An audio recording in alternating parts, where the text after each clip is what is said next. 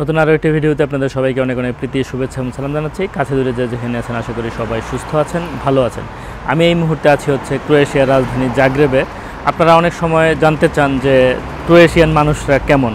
So এটা খুবই আপেক্ষিক একটা বিষয়। আমি এই বিষয়টা নিয়ে একটু আমার অভিজ্ঞতা, মাত্র কয়েক ঘন্টার একটু অভিজ্ঞতা আপনাদের সঙ্গে শেয়ার করব এবং এই ভিডিওটা দেখার পর আপনারা নিশ্চয়ই একটা আইডিয়া পাবেন। যদিও এটা খুবই ফানি একটা বিষয় এবং খুবই কীভাবে বুঝাই আমি বিষয়টা, যে এটা মাপার কোনো দাঁড়িপাল্লা নাই, না এটা মাপার কোনো নিক্তি নাই, কিন্তু একটা ইমপ্রেশন, একটা আইডিয়া আমি আপনাদেরকে দিব। সো চলুন তাহলে কথা না বাড়িয়ে আমি হাঁটতে হাঁটতে আপনাদের সঙ্গে এই বিষয়টা নিয়ে একটু কথা বলি। এই যে এই রাস্তাটা দেখতে পাচ্ছেন, এটা দিয়ে সোজা গেলে হচ্ছে ন্যাশনাল থিয়েটার, যেটা জাগ্রেবের, সেই ন্যাশনাল থিয়েটার এলাকাটাতে আমি যাব। সো চলুন তাহলে যেতে যেতে আপনাদের সঙ্গে কিছু কথাবার্তা বলি। সো বন্ধুরা, যেমনটা বললাম যে আজকের ভিডিওর বিষয় হচ্ছে যে ক্রোয়েশিয়ানরা কেমন মানুষ। আমার যেই অভিজ্ঞতা মাত্র কয়েক ঘন্টার, আমি আপনাদেরকে সেই বিষয়গুলো একটু বলবো, তাহলে আপনারা হয়তো একটু বুঝতে পারবেন কেমন ক্রোয়েশিয়ান মানুষরা, ঠিক আছে? সো প্রথম কথা হচ্ছে, পৃথিবীর কোনো দেশের মানুষকে মাপার বা কাউকে বড় বা কাউকে ছোট করার কোনো সুযোগ আসলে নাই। এটা হচ্ছে প্রথম কথা। আমি ডিসক্লেমারটা আপনাদেরকে একটু দিয়ে নিলাম। তো বাংলাদেশের যারা ক্রোয়েশিয়াতে থাকেন তাদের অনেকের সঙ্গে আমার আগে পরে কথা হয়েছে। সো তাদের অনেকেরই খুবই নেগেটিভ মন্তব্য ক্রোয়েশিয়ানদেরকে নিয়ে।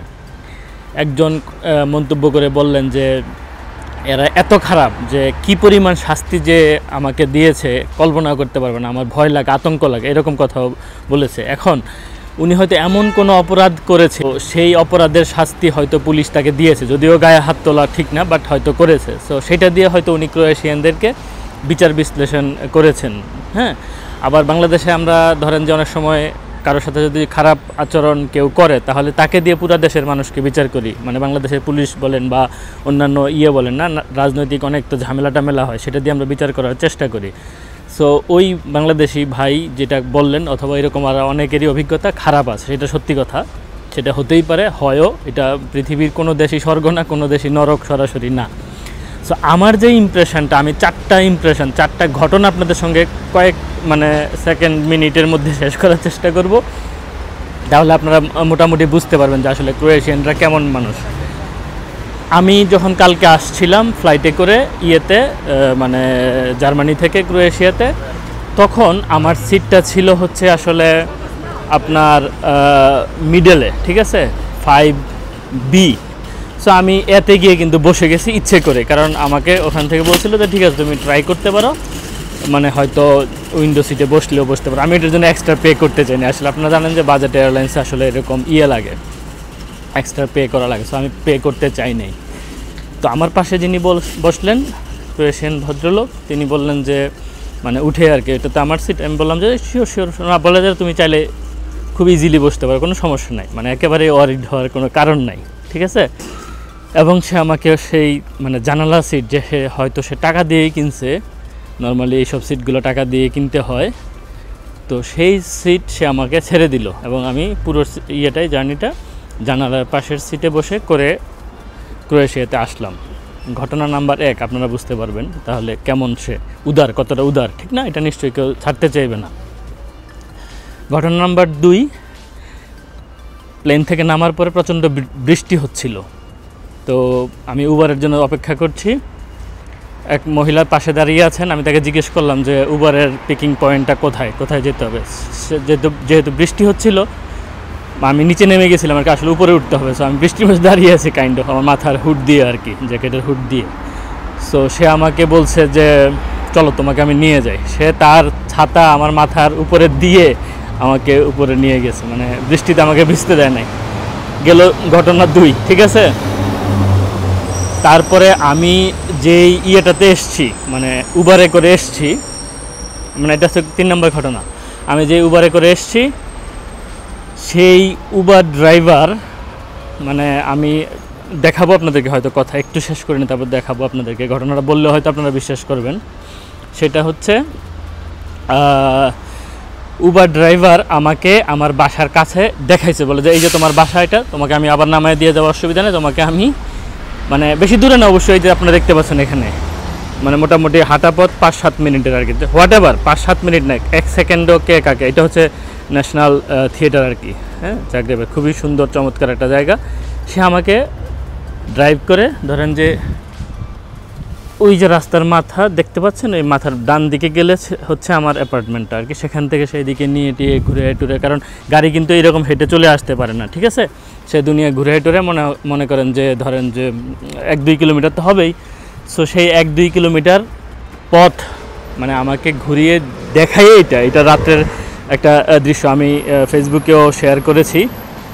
সো সেই রাতের দৃশ্য আমাকে দেখে শ্যুট টুট করে, বলে যে তুমি ছবি তুলতে পারো, আমি দাঁড়াচ্ছি, অসুবিধা নাই। সে দাঁড়াইছেও, তারপর আমাকে ছবি টবি তোলাইছে। হ্যাঁ, আমি গাড়িতে বসেই ছবি টবি তুলছি। সো গাড়িতে বসে ছবি টবি তোলার পরে সে কি করেছে, আমি একটু পার হয়ে যাই, দাঁড়ান একটা সেকেন্ড, যেহেতু এখন পার হওয়ার সুযোগ আছে। সো ছবি টবি তুলে আমাকে আবার সে বাসায় নামিয়ে দিয়ে গেছে, ঠিক আছে। এবং পুরোটা পথ আমাকে সে কাইন্ড অফ ট্যুর অপারেটরের মতো, ট্রাভেল গাইডের মতো আমাকে সে গাইড করেছে, নানান কিছু বলেছে, দেখিয়েছে, কথা টথা নানান কিছু। তা একজন উবার ড্রাইভার, সে কিন্তু প্রফেশনাল ড্রাইভারই আসলে, এরকম না যে সফটওয়্যার ইঞ্জিনিয়ার বা ডাক্তার সে পার্ট টাইম উবারিং করতেছে, তা কিন্তু না। সে সরাসরি ড্রাইভারই বলা যায়। আমি তাকে জিজ্ঞেস করেছি, সে বলে যে না, আমি এটা ফুল টাইমই করি এখন। যাই হোক, তো হোয়াট এভার, ড্রাইভারকে আমি খারাপ বলছি না, মানে বোঝানোর জন্য। বাংলাদেশে তো ড্রাইভার হলে মনে করে যে খুবই খারাপ একটা ব্যাপার স্যাপার, আমরা গুরুত্ব দিতে চাই না, এরকম। তো সে আমাকে এটা দেখালো, এটাও বড় বিষয় না। নামার আগে দিয়ে সে আমাকে বললো দাঁড়াও। হ্যাঁ, আমি দাঁড়ালাম। সে কি পিছন থেকে সে তার ওয়ালেট বের করে আমাকে একটা টিকিট দিয়েছে। আমি যেহেতু মোবাইলটা হাতে ধরে রেখেছি, আমি জানি না দেখাতে পারবো কি না, একটু তাও দেখাই, মনে হয় পাবো। টিকিটটা কোথায় আছে আমি জানি না, আমি হয়তো ওভারলেতে দেখাই দিব আপনাদেরকে, দেখানোর কোনো ব্যাপার না, আমি আপনারা বললেও বিশ্বাস করবেন, অথবা না দেখাই। এই যে দেখতে পাচ্ছেন, আমি জানি না, এই যে দেখা যাচ্ছে না, এই যে একটা টিকিট সে আমাকে দিয়েছে, একটা টিকিট আমাকে দিয়েছে, সেটা হচ্ছে ট্রামের টিকিট। যে আমি যখন তাকে জিজ্ঞেস করলাম যে আমি তো কালকে আসলে ইয়েতে যাব, স্লোভেনিয়া যাব, সো মানে বাস স্টেশন কোনটা, সো আমাকে সে বাস স্টেশনটা দেখিয়েছে। বাস স্টেশনটা দেখাতে সে আমাকে বললো যে এইভাবে যেতে হবে, তোমার 50 সেন্টের মতো লাগবে, আধা ঘন্টার টিকিট, তো এইভাবে তুমি কাটতে পারবে। আমি বললাম আচ্ছা ঠিক আছে, আমার যেহেতু বাসা থেকে খুব বেশি দূরে না, আমি হয়তো হেঁটেও চলে যাব আর কি। মানে শহরও দেখা হলো, মানে বলে না যে রথ দেখা কলা বেচা, দুইটাই হলো একসাথে। এবং আমি যেহেতু অল্প সময়ের জন্য এসেছি, বেটার হচ্ছে আমি দেখতে দেখতে বাস স্টেশনে চলে যাই। তারপরে সে আমাকে কি করলো, ওই যে নামার আগে দিয়ে বললো দাঁড়াও। আমি দাঁড়ালাম 1 সেকেন্ড, তারপরে সে আমাকে তার পকেট থেকে একটা টিকিট বের করে দিল।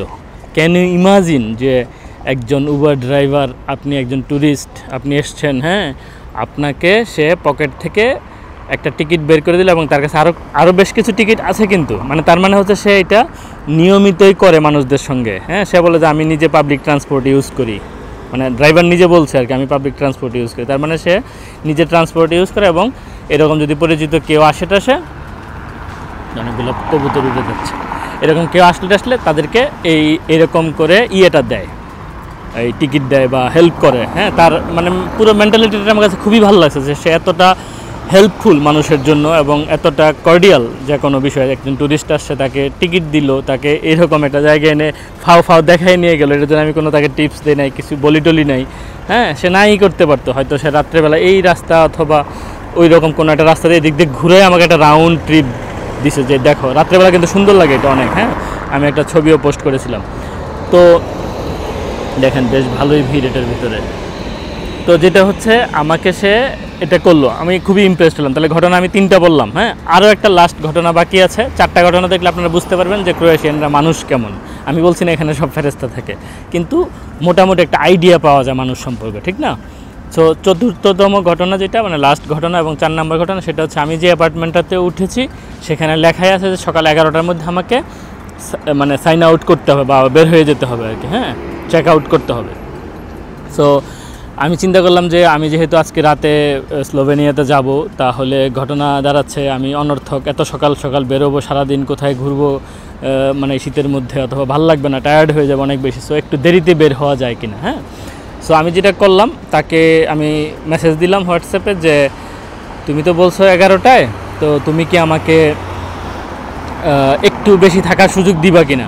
সে কিন্তু সরাসরি কোনো কিছু বলে নাই, কয়েক সেকেন্ড। তার কিছুক্ষণ পরেই সে আমাকে মানে মেসেজের রিপ্লাই দিল।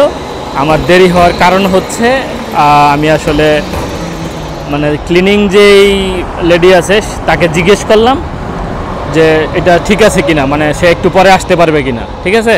তারপরে সে আমাকে বললো যে ইয়েস ইউ ক্যান, কারণ ক্লিনিং লেডি বলছে যে মানে আমি ইয়েতে গেলে দেরিতে গেলেও সমস্যা নেই। তখন সে বলছে যে ক্লিনিং লেডি বলছে 1টা বাজে তুমি পারবা, মানে সে 1টা বাজে আসবে আর কি। নর্মালি আমি বের হয়ে গেলে 11টার দিকে তারা এসে পরিষ্কার করে যাওয়ার কথা।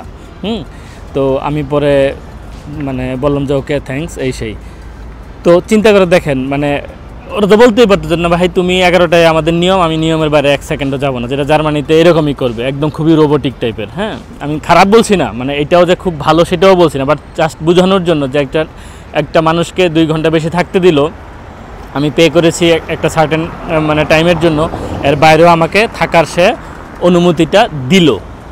সো এই যে একটা আন্তরিকতা, হ্যাঁ, একটা বিদেশি মানুষের জন্য বা একটা গেস্টের জন্য, অথবা আমি যে 3-4টা ঘটনা আপনাদেরকে বললাম জাস্ট এটা, সো এইগুলো দেখে কিন্তু বোঝা যায় যে একটা দেশের মানুষ কেমন হতে পারে। হ্যাঁ, সো এই দেশটা যেহেতু ছোট এবং হচ্ছে মানুষজনও খুব বেশি না, আপনার এখানে 39 লাখের মতো মানুষ, মানে লেস দেন 4 মিলিয়ন, ঠিক আছে। আর এই শহরটাতে আপনারা দেখতে পাচ্ছেন নিশ্চয়ই কত মানে নিট অ্যান্ড ক্লিন আমি বলবো, এবং হচ্ছে খুবই নিরিবিলি টাইপের, এত বেশি গ্যাঞ্জাম না, খুবই সুন্দর, কিন্তু আপনাদের ভালো লাগার কথা। হ্যাঁ, এরকম যাদের নিরিবিলি ভালো লাগে, এরকম এত গ্যাঞ্জাম ভালো লাগে না, তাদের জন্য এই শহরটা ভালো লাগারই কথা আসলে। সো এখানে মানুষ থাকে মোটামুটি 8-9 লাখের মতো, মানে এই জাগ্রেবে নট মোর দেন 1 মিলিয়ন, মানে 10 লাখের বেশি না। আর পুরো দেশটাতে 39 লাখ বা 40 লাখের বেশি না মানুষজন, ঠিক আছে। তার মানে একটা ভালো দেশ। 40 লাখ মানুষের দেশ হলে তো আসলে এত খারাপ হওয়ার কোনো ব্যাপার একটু কম থাকবে আমার মনে হয়। এখানে যে আপনার অপরাধ প্রবণতা অনেক বেশি থাকবে তাও না। সো এই দেশটাতে আয় রোজগার কেমন, এই দেশে কী ধরনের চাকরি বাকরি পাওয়া যায়, কী ধরনের কাজকর্ম মানুষজন করে, বিশেষ করে বাংলাদেশের প্রচুর লোকজন এই দেশে মানে আসে, আমি সেইটা নিয়ে হয়তো পরবর্তী ভিডিওতে আপনাদেরকে আরেকটু ধারণা দেওয়ার চেষ্টা করব। সো আমার বিশ্বাস এই ভিডিও থেকে আপনারা মোটামুটি বুঝে গেছেন যে ক্রোয়েশিয়ানরা আসলে মানুষ কেমন, ঠিক আছে।